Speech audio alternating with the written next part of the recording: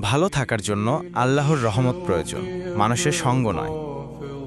আপনি ভালো নাকি খারাপ সেটা আল্লাহ জানে। আপনি শুধু ভালো মানুষ হবার চেষ্টা করুন।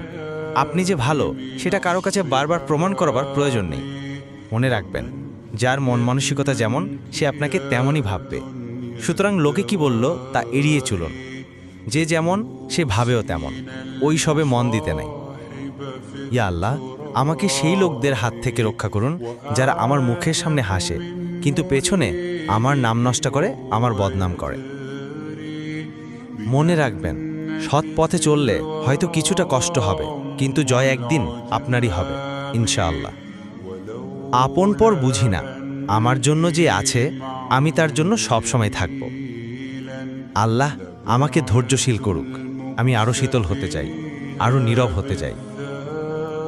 মানুষকে কষ্ট দিয়েন না, মানুষ বাঁচেই বা কয়দিন।